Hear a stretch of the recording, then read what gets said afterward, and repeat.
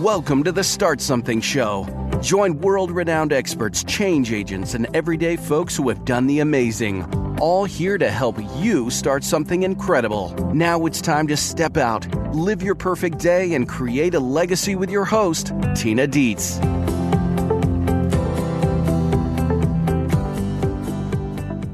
Hey there, Superstarters. It's Tina Dietz. Welcome to the Start Something Show. Today we are going to be welcoming one of my favorite people. She's actually a friend and colleague of mine, Terri Levine. And Terri is going to be sharing with us a lot of information about leveraging your work, saving some time, and also this really cool program she has called the Rapid ROI, that's Return on Investment Marketing. Terri, I would say, is probably one of the most, if not the most, authentic persons I know in the marketing business today. And you'll find out why a little later in the show. Now, before we get started with that, I have some Q&A here today. We have a little bit of an agony file from someone who writes us from St. Paul, Minnesota. And they write, "Dear Tina, I have been working with my coaching clients, but I am now in such a position with getting more clients that I don't have time to do all the things that I used to do for my marketing, and I don't have more clients coming in. I want to start hiring people, but I don't know what to do. I'm afraid that I'm going to get taken advantage of, and I'll end up spending more money and time than it's worth it than me doing it myself." Okay, so this is a really common question, and you have to kind of build up your muscle in outsourcing projects before you dive in. Don't hire someone to just handle everything at once. I really like to use small providers for small projects from websites like Fiverr.com, Fiverr.com. And I don't have an affiliation with them or anything at this point, but I have used a lot of the providers on Fiverr to outsource small jobs, and then sometimes those turn into larger jobs down the road. Some good things to kind of build your muscle on is getting people to do jobs like transcription, ebook covers, projects like that are small and concise, and make them not time sensitive. Have them work on a project that you're toying with. Spend the $5 to $30 on getting to know them and in experiencing your own management style. You know, what kind of a manager are you? Where do you find yourself getting hung up in the process? And as you get more comfortable with doing the small jobs, then you can move on to larger ones. So leverage is so important. And Terri and I are both going to be talking about this in just a minute. And you've got to find ways to help people help you in what you're doing. Now, remember, when you're spending money on having people work for you, you're not only helping yourself, but you're helping somebody to feed their family. It's one of the great privileges of being an entrepreneur. When we make the income so that we can hire other people, we get to contribute to them and their families and their children, and it is that ripple effect. So start small. Start with Elance or Fiverr, one of the other outsourcing websites out there. I recommend that you work through a website that has a refund policy rather than working with a straight-up freelancer at first. It helps you cover your ass. And get out there and start playing with hiring someone to start helping you in your business today. Our guest today on the Start Something Show is Terri Levine. She is the owner of Terri Levine Worldwide and is a business and executive mentoring expert. And I'm also proud to say I count her among a dear colleague and friend. She assists businesses worldwide with business growth, sales, and marketing. And she has more than 30 years of business experience, encompassing work with more than 5,000 business owners and entrepreneurs. She is also a best-selling author and keynote speaker. Terri's most recent venture is super cool. We're going to talk about it today. It's called the Rapid ROI Marketing Program, which combines Terri's passion for helping businesses to grow with her own personal experience gained while building multiple successful businesses from the ground up. And we'll talk today about Terri's adventures building her businesses on the show today. We're also going to learn more about Terri. You can find her and her extensive body of work at www.todayscoaching.com. Terri, thanks for starting something with me today. I am so excited to be here. Thank you for having me. I am too. This has been what I've been really looking forward to because I always love having conversations with you. It's like being on the couch with a girlfriend having tea, but changing the world at the same time. Oh, that sounds awesome. I love that. Thank you. Very cool. Yes, conquering the world through coffee talk. It's a good time. So, all right. Now, we always start with this question about going back to getting started in your history. When did you know you wanted to change your life and start something? It's a great question. So I'm going to go back to 1996. And it's when my mother passed away. My mother died, and I remember sitting by my mother's bedside during the weeks that she was dying of emphysema. And I began to realize that my life's accomplishments that I thought were so darn important really meant nothing. That everything that I was doing really boiled down to absolutely nothing. And the following week, my girlfriend, who was only 40 years old, she died of breast cancer. Oh, wow. Yeah. And while she was in hospice, a few days before my mother passed, I got to speak with her, and she said, Terry, very clearly, she said these words to me. She said, Terry, life is not about work. It's not about to-dos. It is about enjoying your life and spending your time with family. And those were my two wake-up calls. And instantly, I realized that the work I was doing was not serving me or my family, was not my passion, and that things needed to change. That was my wake-up call. Wow. Well, then, up until that point, what had you been doing? You built so many businesses in your time, and very successful ones at that. What lessons had you learned up until that point when you decided to make the shift? Interesting question, Tina. First, I started out very entrepreneurial. I had a master's in speech-language pathology, and I started out with my own clinic. And unbeknownst to me at the time, way back when, I was the first speech-language pathologist to start their own clinic. No kidding. No kidding. I didn't know this at all, right? Oh, wow. Ignorance, right? I thought everybody came out of college and you just start your own clinic. And by the way, in getting your master's degree, they teach you nothing about business or marketing. They just teach you No, I can vouch for that as a therapist. You understand, yes, right? Absolutely. They teach you how to treat the patient. So I get an office and I rent space and, the build it and they will come model. Mm-hmm. Nobody's coming. Nope. I'm right out of college, paying loans, barely can afford a car. And I'm like, oh my God, nobody's coming. So I'm going, and literally I had moved from the East Coast to the Midwest because that's where my husband's job was. And I'm like trying everything I can to get one doctor to refer. And eventually I do something you can probably find on the internet called the 9-hour marketing call. And it is not a joke. I spent 9 hours in a doctor's office waiting for him to see me. 9 hours. I know other people who have done that as well. It's brutal. It was horrific. And finally, this man was like, young lady, I don't know who you are. I don't know what you want, but get into my office. And I ran. I was like, oh my God, I better hurry up. And I get in there and I begged. And I said, I'm a speech-language pathologist. I really can help. Please send me some patients. And 3 days later, he sent me a referral, and he started to send me more. And then I got the courage to go see other doctors and say, Dr. Elkhammer is referring.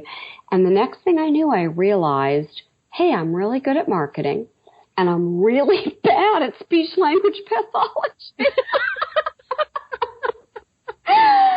So I built up this large speech-language pathology business, and my long and short story is, over the years, I built several businesses, I sold them, and I began to realize, hey, Terry, your thing is marketing. You can build a business, you can make it super successful, you can sell it for millions of dollars, And all of a sudden, other people were coming to me and saying, do that for me, do that for me. But Tina, I have to share one thing with the audience. I learned a horrible lesson that paid off.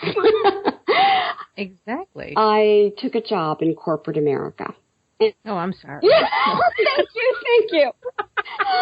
And I'll get down and dirty. It was an ego trip, right? I was offered to be president of a large national healthcare company. And, oh, doesn't that sound great, Tina? Like, wow, president. It was all ego. And for 4 miserable years, I got stock options and bonuses and made a ton of money, and I hated every freaking minute. And then I finally said, I'm not doing this anymore. And I walked away realizing my passion had always been coaching. And almost 2 decades ago, I left and just decided to do my passion. That's an awesome story, and such a good lesson to know that, first of all, college teaches you some things. It definitely doesn't teach you anything. Well said. In terms of the real world, that persistence will open doors where nothing else will. That's what I heard, And and I also heard that, very early on in that, you had this notion about snowballing and kind of leveraging that first contact. Yeah. And I know that reverberates into the work that you do with people with marketing today. Yeah. 2 of my favorite words, my clients that know these words, are leverage and optimize. They're my favorite words. I use them all the time. Exactly. I actually have in my notes here written down about that Terry and I have a deep and abiding love of the word leverage. True.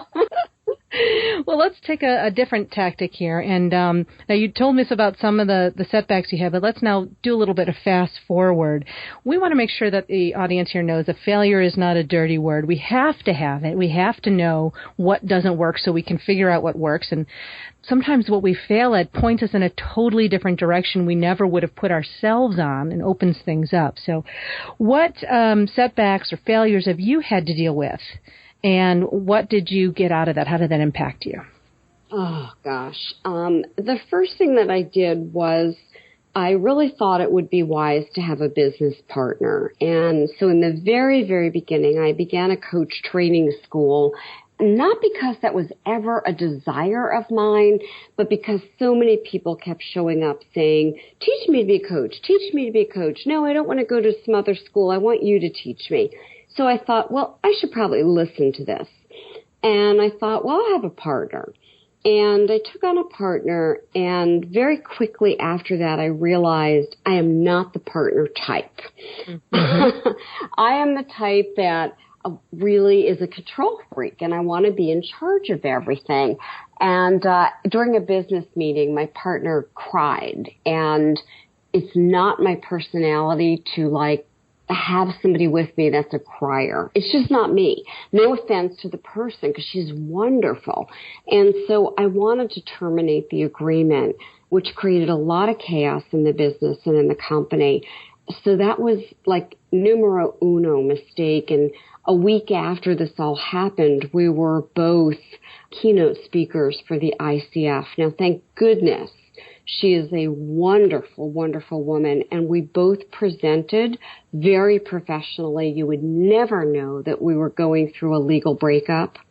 And I have to say blessings to her, because it was handled magnificently. Well, and that's the soul of professionalism right there. And for those of you who aren't familiar with the ICF, it's the International Coaching Federation. It's probably the largest accrediting body for coaches in the world. Yes. Yeah, a really good organization. Wow, what a story about dealing with being uncomfortable and staying the course anyway. Yeah, it was and it was a learning for me about myself. Okay, Terry, this is why you never fit into corporate America, because you are so entrepreneurial that you have to be in charge. You can't ever have a partner. And it was a very important learning.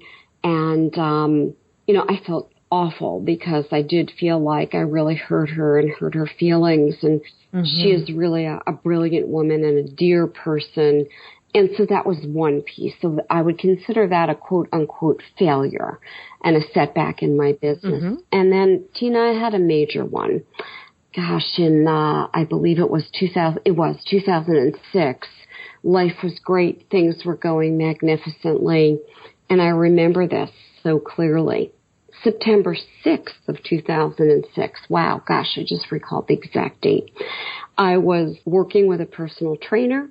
I remember I was getting ready to go to Aruba and thinking to myself, driving to the personal trainer's office, how perfect my life and work was.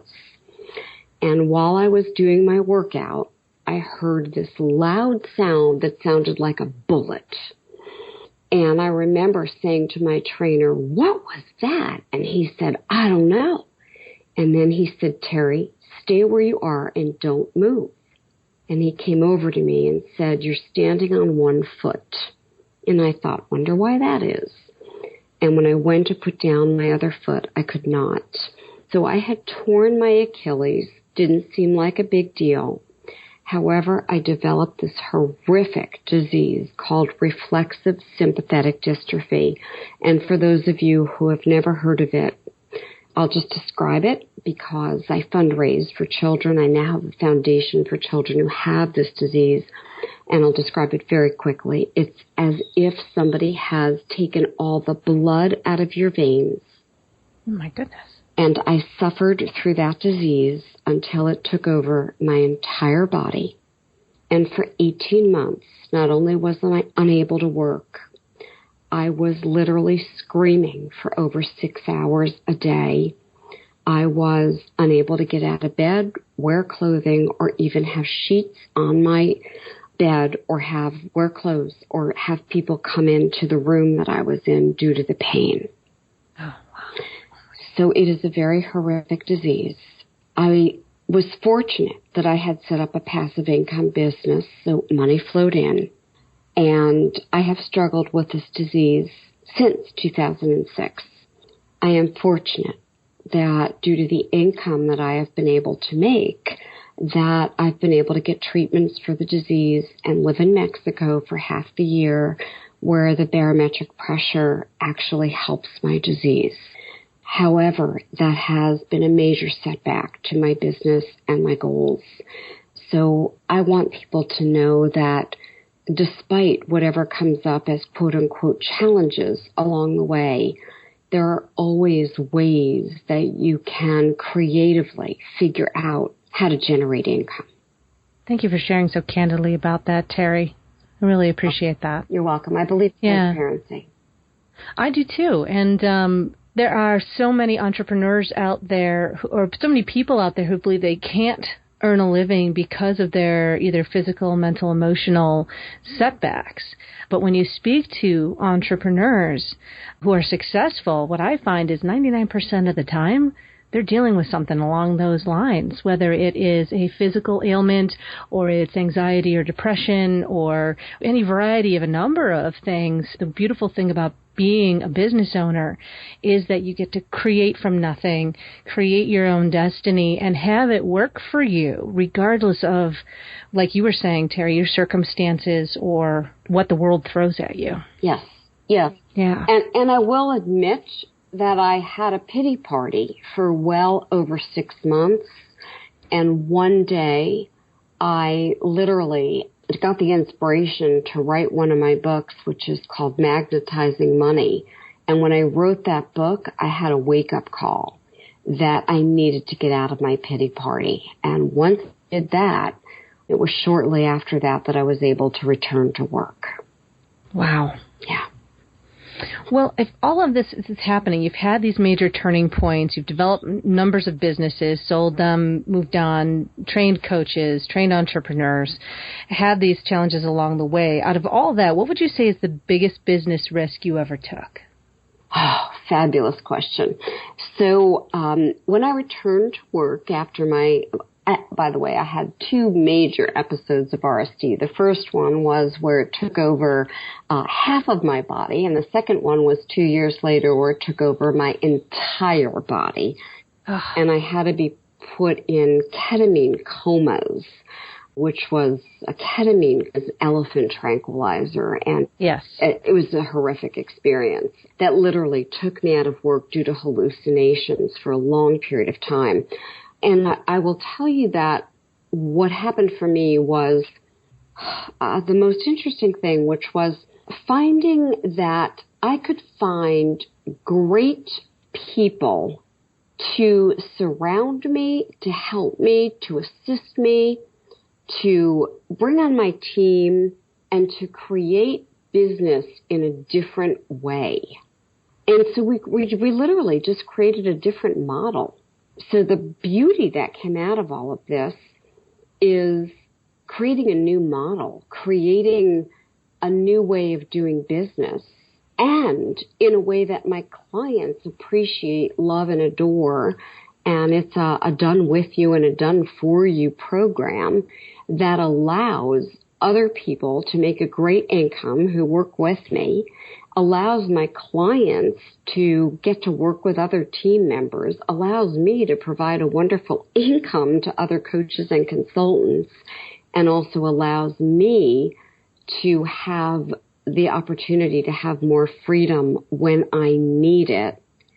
So the lesson that I got was there are ways to truly change your business if you need to, and to create freedom in your life and in your lifestyle. Does that make sense? Yeah, it does make sense. It does make sense. I see how the setback that you had, they say necessity is the mother of invention. It's one of my favorite sayings. And that pushed you to, because you're already someone who is not going to let this dominate your life. And that's one of the keys to starting something. One of the reasons I did this show is that, you know, the key to starting something is to not allow your circumstances to dominate your life. And this is a prime example of just that, and how the setback ultimately leads to that moment of brilliance that then you're out making a difference for other people. It's making a difference for you too. And so you get to pay it forward, but the seeds of it were actually in the adversity. Exactly. Yeah. And truly, you know, this may sound strange, but there are many blessings in my disease, which may sound very strange. When I went through my pity party, one of my big questions was, why me? Why me? Why me? And one of the things I recognized is, why me? Well, I have a voice. I have a following. None of these children were being funded for treatment. There's lots of research that goes into reflexive sympathetic dystrophy, but there was no organization that helped them get ketamine, which is extremely expensive. So I started a foundation for children with reflexive sympathetic dystrophy. I stopped the pity party about Terri Levine. I changed completely into, I need to get funding for these children. And once the focus became about the children, it changed everything. That's it. If you're focusing on making a difference, it changes everything about how you do business, and always for the better. Always for the better. Now, just so we know, and we'll make sure that this is on your show page as well, but for the folks listening out there, how can people find out more about this foundation and contribute if they wish to? Oh, thank you for asking. It's Terry Levine Foundation for Children with RSD.org. RSD.org. Okay, great. Thank you for sharing that. Like I said, you can always go to the show page, folks, and find that link as well and find out more about Terry's foundation. Now, going back to your business and what you've done, now you've developed this system and this way of doing business. Are you referring to the Rapid ROI Model? Yes, I am, and I'm so excited about this. Why don't you give us just a couple of broad strokes about what that is and how it works and who it's for? Awesome. So this is going back about 5 or 6 years ago. I had a friend that I had helped literally going back to like 1983 who had said to me, Terry, you've owned so many successful businesses and you've sold them for back in the 80s, of dollars, which was, that was a lot of money in the 80s. Yes. And she said, you must have some formula. And I said, I don't know. And she said, no, Terry, you must. And I want to learn it. So I began to sort of take notes and think about, well, I was doing something for each business that was very similar. And so I spent 3 years dissecting my formula. And I finally said to her, well, I have it. I kind of have it in a rough format. And she said, I'll pay you a lot of money if you can help me figure that out in my business. And I said, I don't want you to pay any money, but I'll help you. And so we put the formula to work in her business.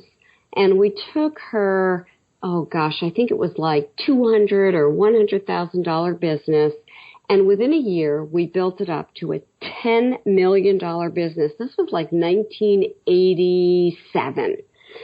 And wow. Yeah. Oh my goodness. Go back to 1987. Yes, that's a lot of shoulder pads.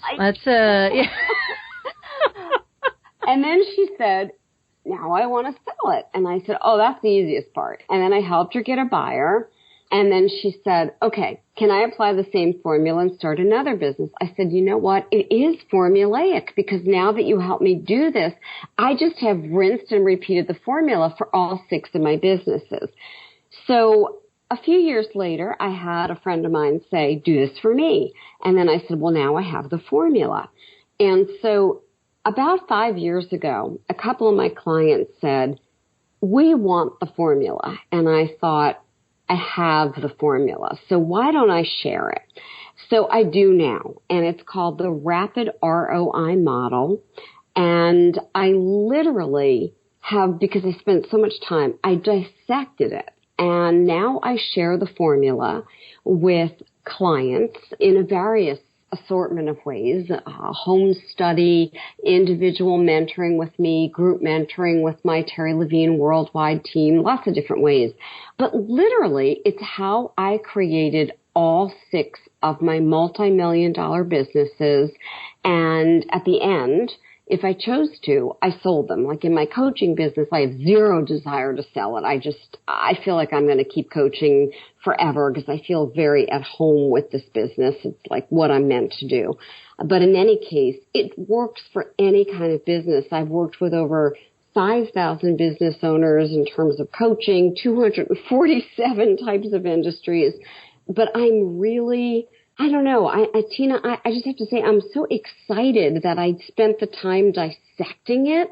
And I never would have done this if it wasn't for the one friend who kept bugging me and saying, you must have it. It's a formula. You have to figure it out.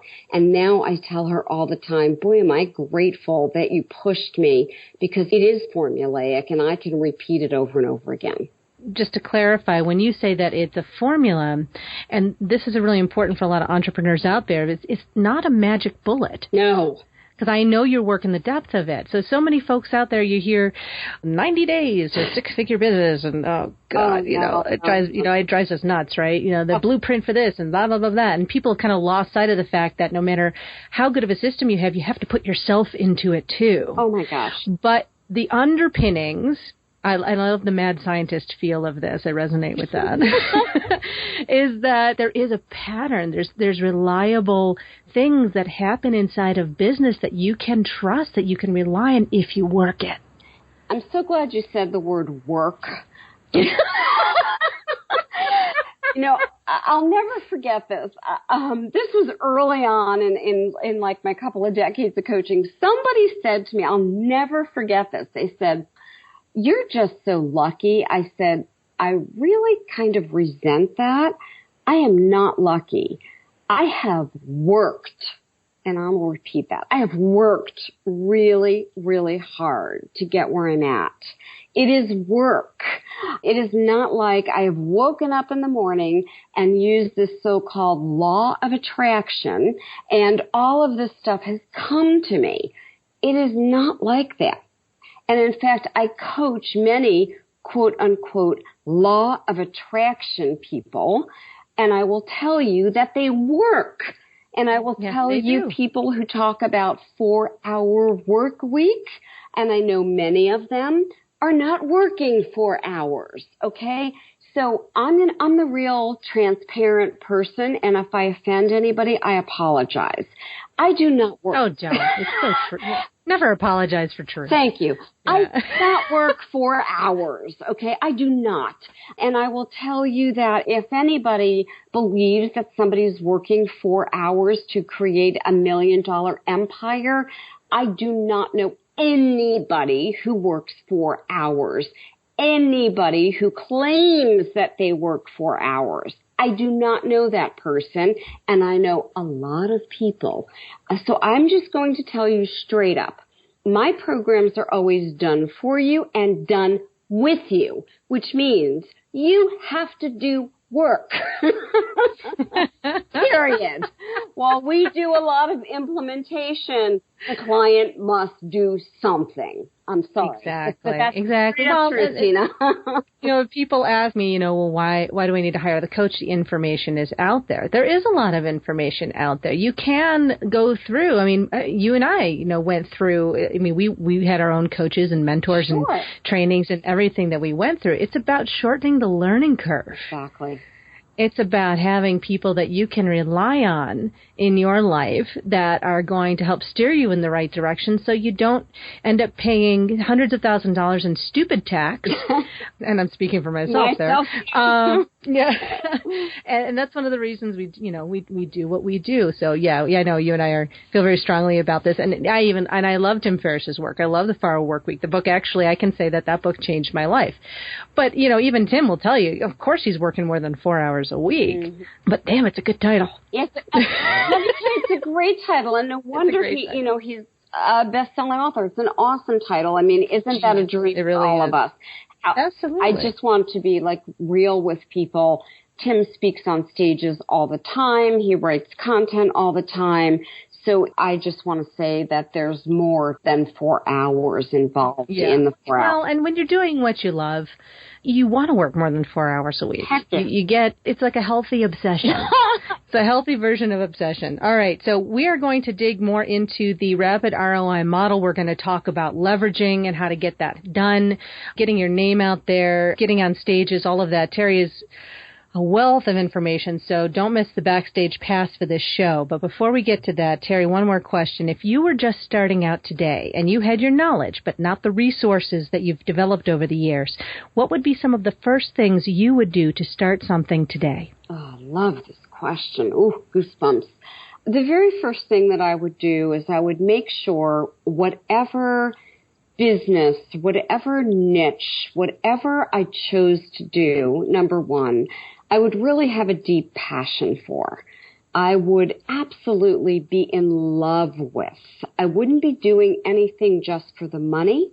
I would be doing it because I was in love with it. Number two, I would make sure that I already knew people in that industry and or new potential clients, customers, or patients that were in the position to potentially hire me. So I wouldn't go into something where nobody knew me, nobody heard of me, nobody had a clue about me. And I'll give you an example because I think this really helps.